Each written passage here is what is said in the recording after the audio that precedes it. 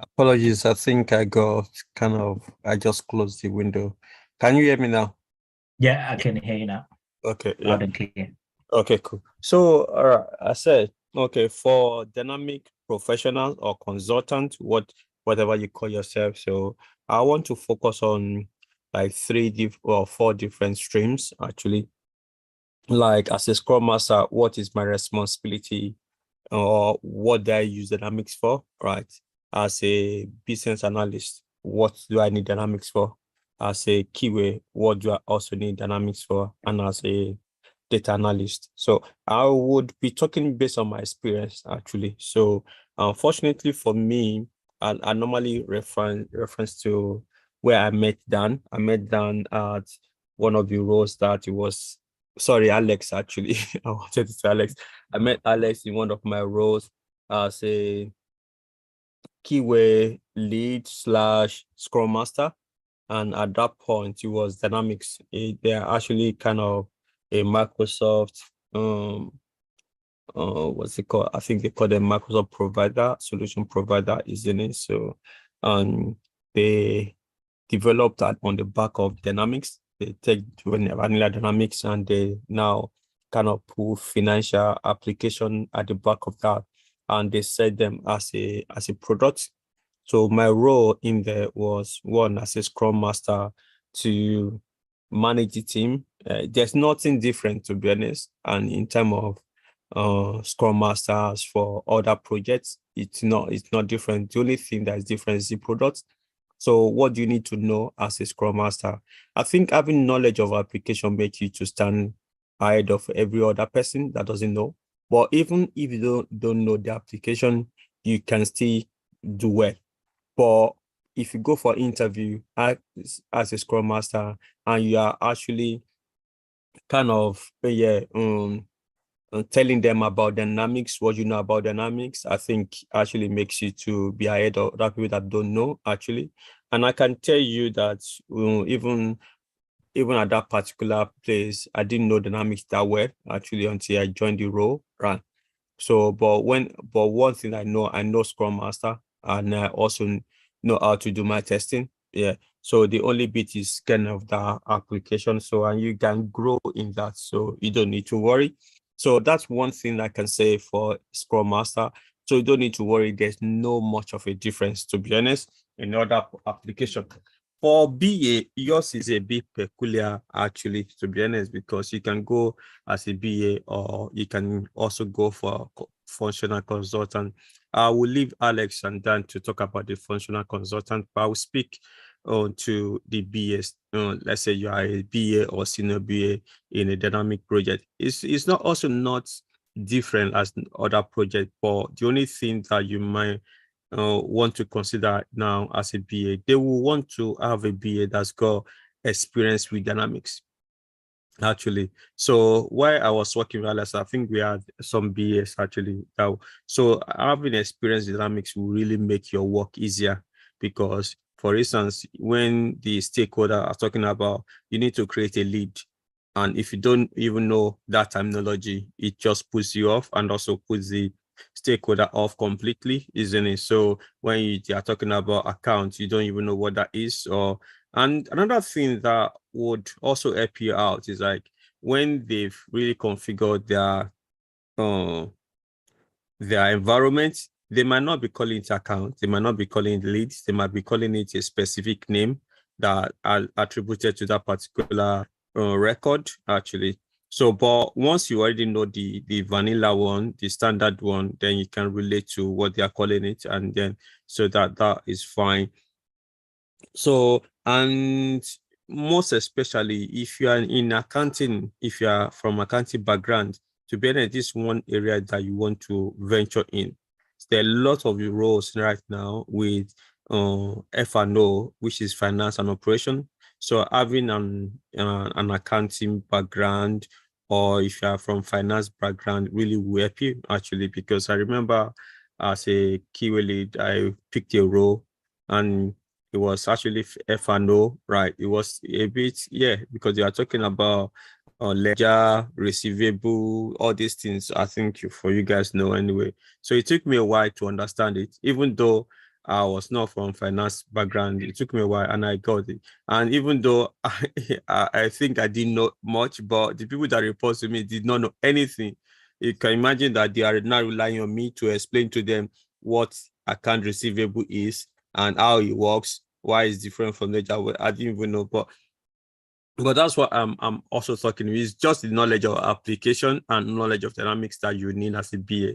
For Keyway, yours is a bit easier, right? Because once the BA can write that this is what the application does, so then you can go there and test it. But the only challenge that you may have is like the BA. If you want to put in the rabbit hole, my write the story and thinking that you've got knowledge of dynamics, right?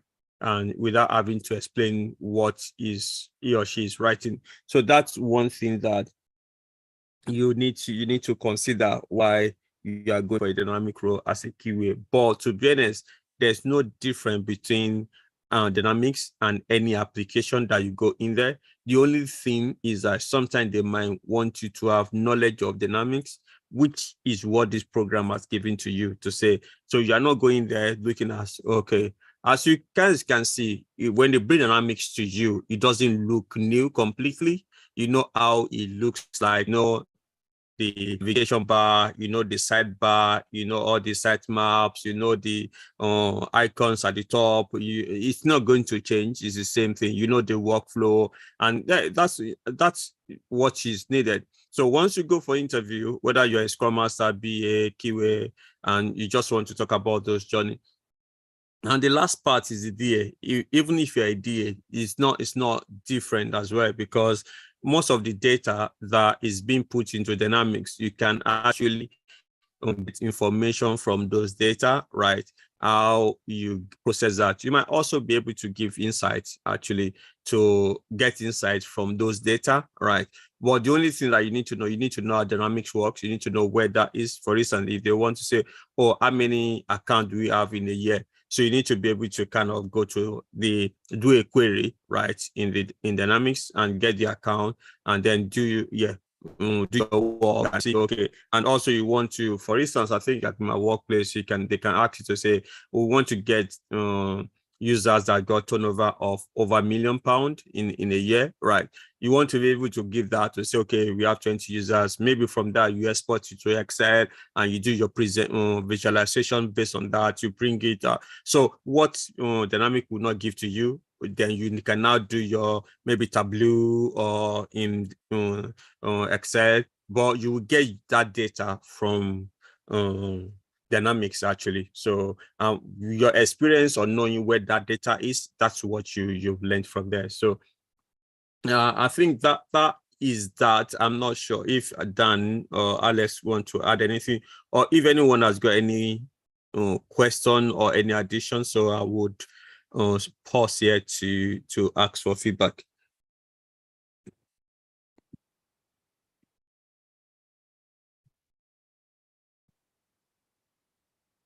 Okay, so that means, yeah. Hi, Deji. So my question here is, I know I'm a Scrum Master, but with all the trainings we've done, from how to create, identify a lead, contact, and all of that. So whose role is it to do all of that? Say, for instance, I start a new role at an organization, and it's sales kind of work. So I just would like.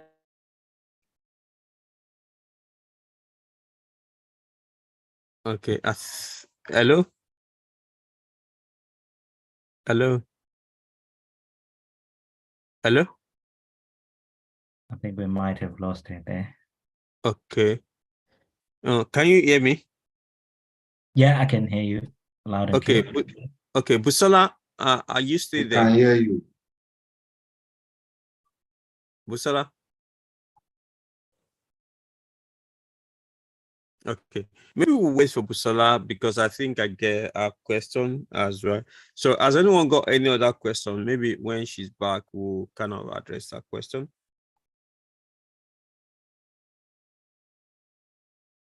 Any other question?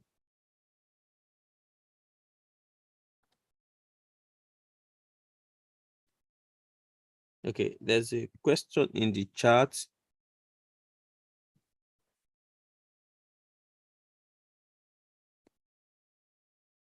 Yeah, I saw there's a question in the chat, which is saying, do we register with our email?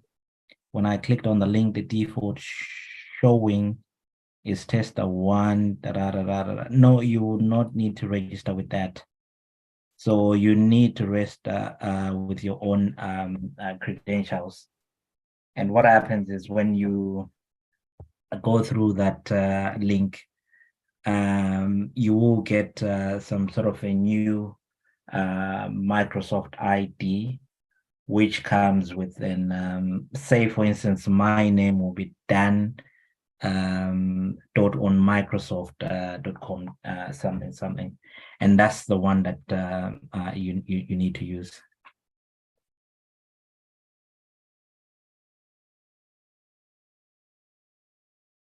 And maybe just to add on to what Deji was saying, I completely agree with all the points that Deji raised.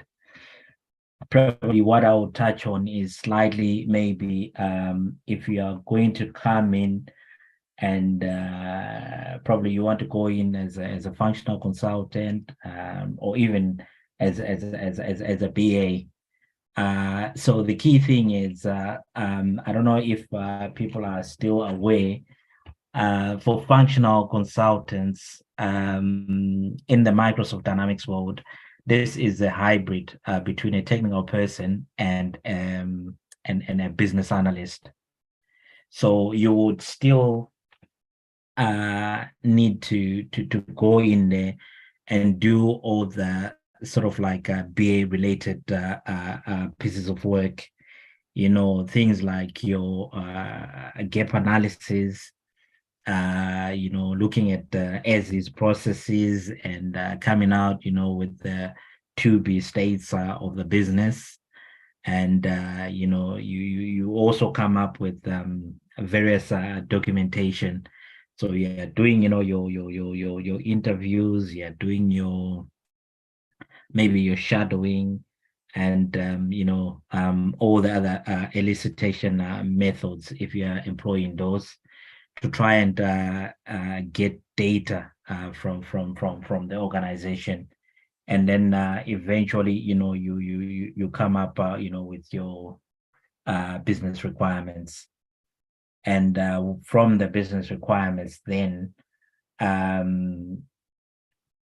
you would then, you know, if it's agreed, you will then start, you know, to do the build. So that's your configuration and customization of the system. So if you're going in as a functional consultant, you need to be aware that you're wearing two hats at the same time. You should be able, you know, to liaise with the business and extract, you know, as much information as possible from the business. And you need to be aware, you know, of all the techniques that are available for you know, for eliciting requirements. And then once all the requirements are there, you then need to go, you know, a step further and you know, do the necessary build. So you could be working in a dev team, but you also need to be aware that you work in that team with various other people with different skill sets as well. So you might be responsible for, you know, customization and configuration, but you've also got other team members like testers that are working within that team. So whatever it is that you build, the testing team will then, you know, take that and they will do the necessary tests. And if everything is, deemed to have passed, all the necessary tests, those build components are then, promoted to live. But in majority of industries, especially if you are going to be working in an agile way,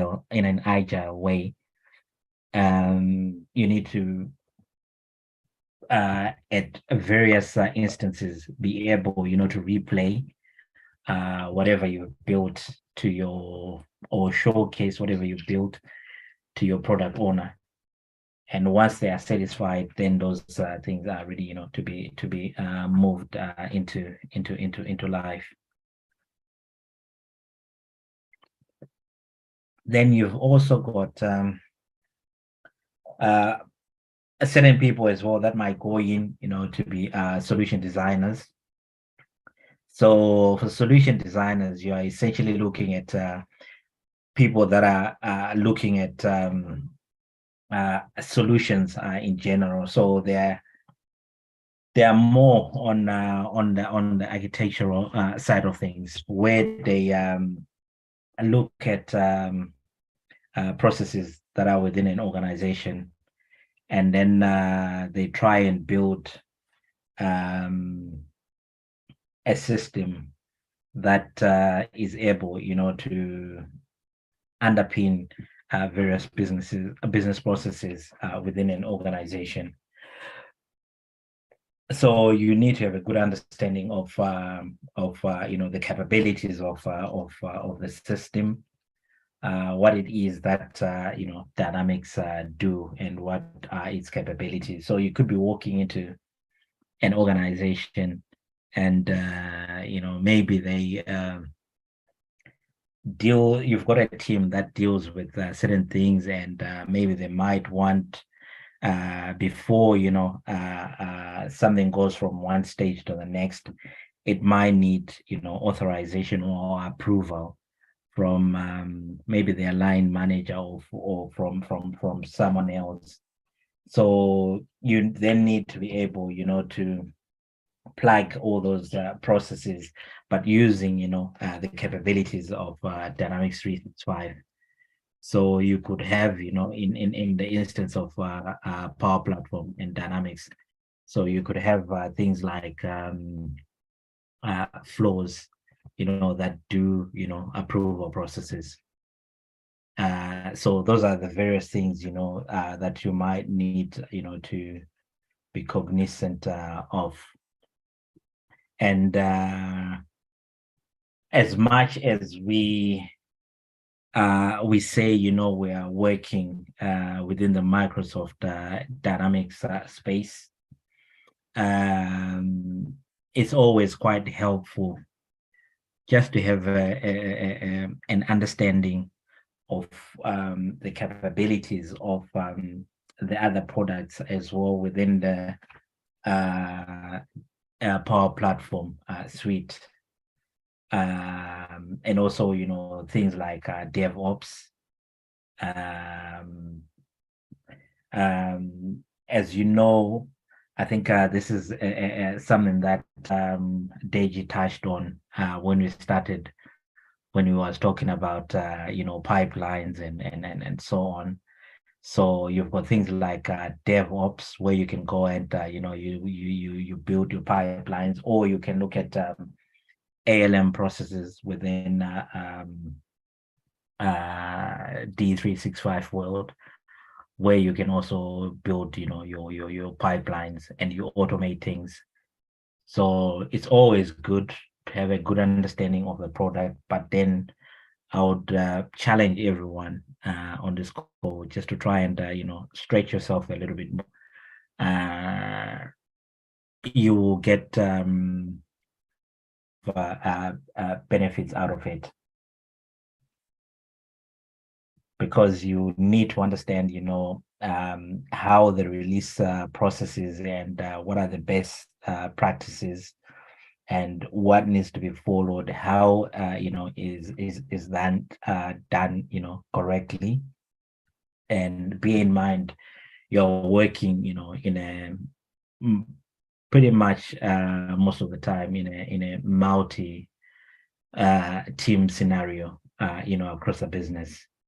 And you then need to be able to navigate your way around the business and get maximum benefit out of everyone. And if you're working in an agile way, you need to be able to be ready to handle changes which come at a rapid pace, and be able to adapt quite quickly. Because if you're working in an agile world, things move quite quickly. It's quite different to one work or one when they work in a waterfall way. Because in a waterfall way, you start something and it goes all the way to the end. Once you do the testing, you finish, you come back again. But agile is quite rapid. And bear in mind, in agile, you're probably working in sprints which are like 2-week cycles. So you need to be able to produce within those 2 weeks sprints. So continuous improvement of your product knowledge is quite key. I don't know how I can stress that, but that is quite key. And hence it will be good if you if you get your own environments, spin up something in there, play around with it as much as you can, and then you can understand how things work, because nothing beats experience. And if you've got that experience under your belt, chances are when you go for a job interview, or when you speak to other people in the industry, you are speaking from for lack of a better word, from a more like a privileged position, because you've got a good understanding of what the product does, and what are the capabilities, and how you can manipulate the system to suit every business process, every business's process needs. Also, I would say, even if you are going in as a business analyst, a functional analyst, or a designer, you need that general testing knowledge. Because even if you go in as a business analyst, remember, one of the key things that you do as a business analyst, at some point you need to help craft some test scenarios. So you asked to to write some maybe simple test scripts or test scenarios. So it's always good, like I'm saying, to just try and expand yourself a little bit more, and go a little bit out of your boundaries to get that little bit extra. And it's that little bit extra that gives you a bit of an edge over your I'll probably say competitors, if you are going on the job market.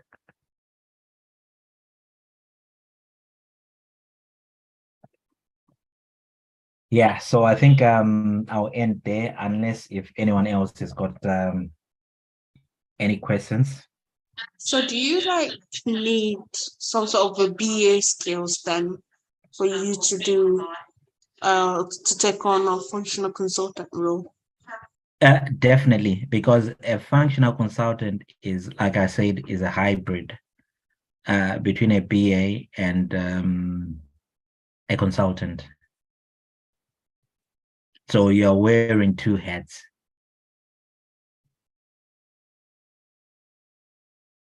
And if you go onto a project as a functional consultant, or even now, if we were to look at the job market, you will notice that requirements for a functional consultant, probably half of what is needed on that job is more on the business analysis side.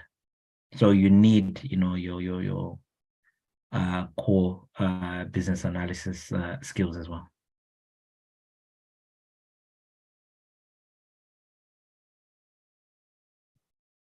Did that answer your question, Chika? Yeah, it does. Thank you. Okay, cheers. Okay, all right, thanks. And Busola, I think, yeah, I just want to ask if Dan has answered your question as well, the one that you asked about the role of the Scrum Master within Dynamics. I didn't get to catch that because I think that this Zoom kicked me out.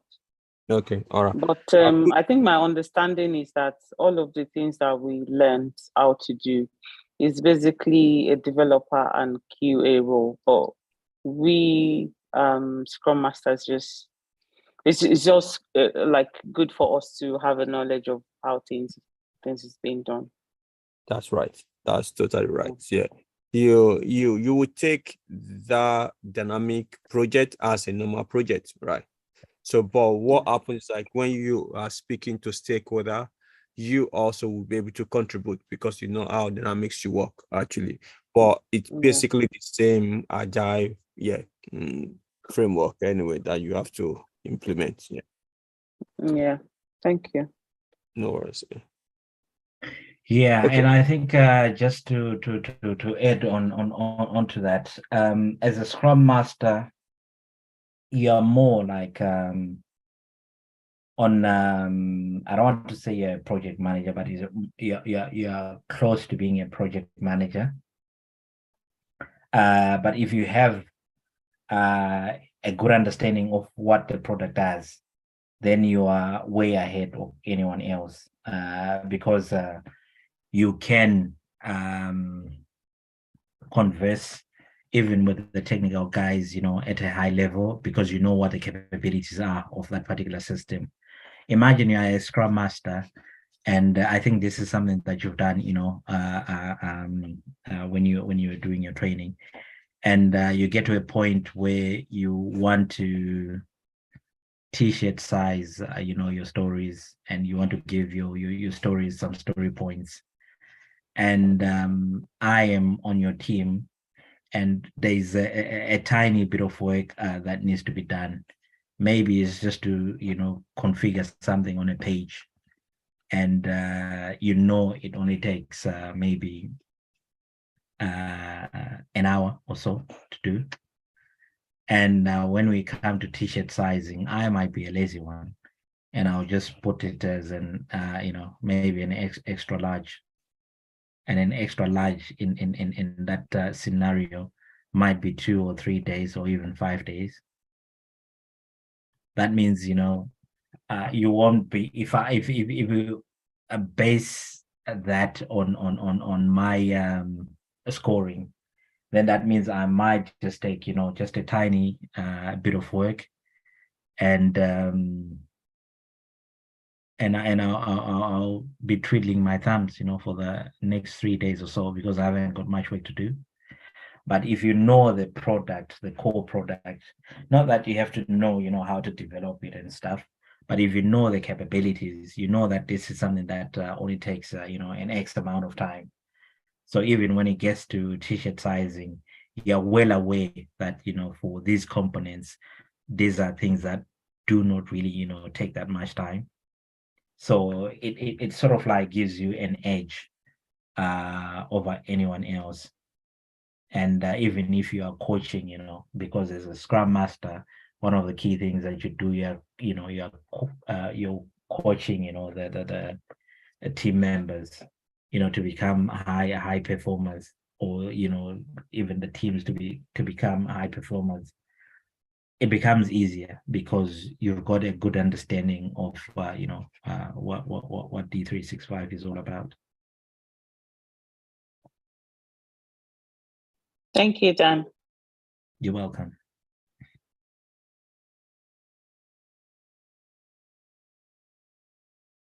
Any other question? Okay. So I just want to ask quickly, because one of the things you mentioned, Dan, is the need for continuous improvement, and obviously that's why we should get our own environment. But getting our own environment, does that mean that? Because I know that Microsoft, they release updates. Like, is there any forum where if anything changes, or if like they update anything, that because we're in the environment, we're able to like know that that's happened, and then learn how to use that new update in case obviously we don't get, like, maybe we don't get a job really quickly, and after a few months we're a bit rusty. So is there any avenue where we can keep updating ourselves on like what Microsoft is doing on that platform? Like, what would you suggest?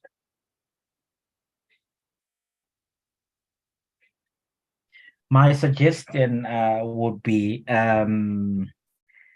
obviously to do quite a few things. There is Microsoft communities that are all over the place, that are free, that give free knowledge. Please feel free to join in and jump in. There is conferences that are done by Microsoft every so often.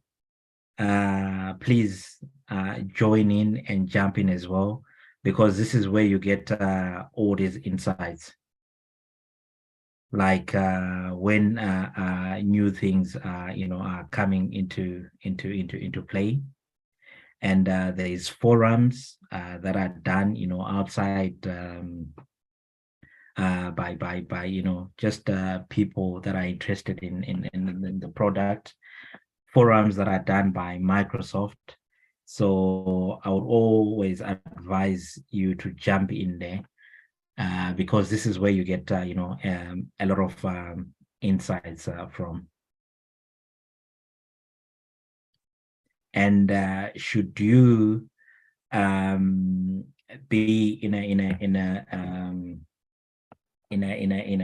a work environment, what Microsoft tends to do, and I think Deji touched on this earlier on, they do web releases every year. They do, a couple of web releases, and that's where they give out notes, and you can see what new functionality will be coming into play in the next couple of weeks or in the next couple of months.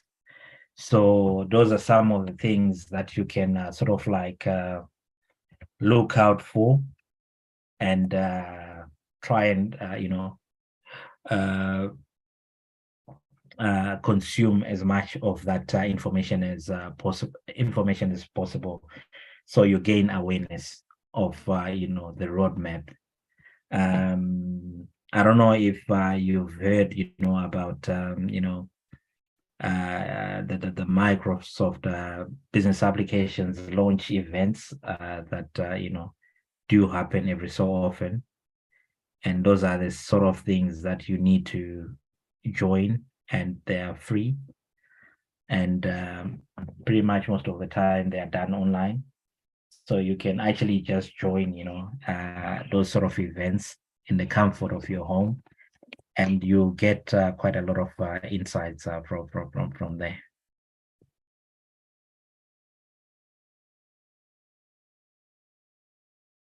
Does that answer your question? Yes, it does. Thank you so much. It does. You're welcome.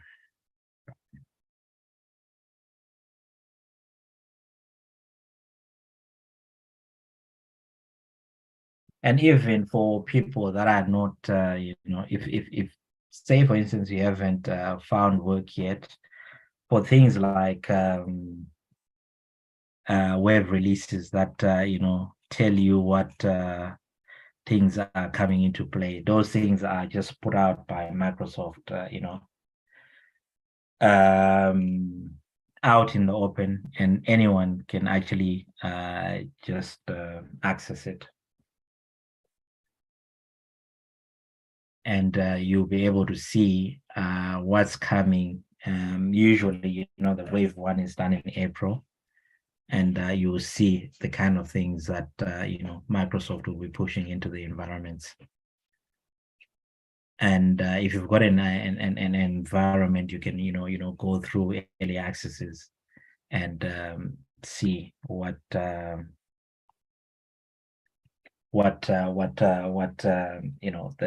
platform or some of the functionality will look like within the product suite.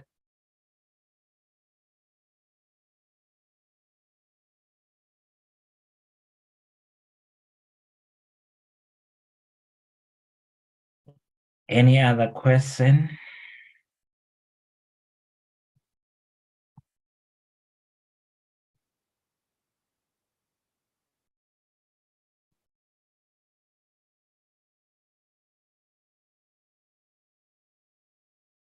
I think there's a question here from Kay. You have mentioned someone having his environment to practice. Can I have mine? If yes, how can I go about it? Apologies for joining late. So Kay, I've posted a link in the chat. You'll see it if you scroll to the top of the chat. You'll see a link at developer.microsoft.com, a link that I think it was broadcasted out to everyone by Deji. So you will see it. It's somewhere at the top of the chat, and that's what you need to use to create your own environment, to play in.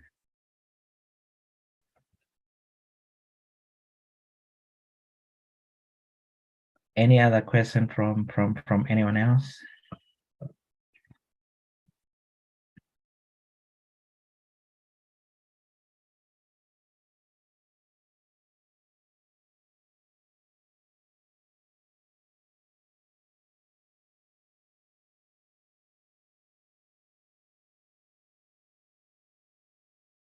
Yeah, thank you so much, Dan. Okay, do we have any more questions?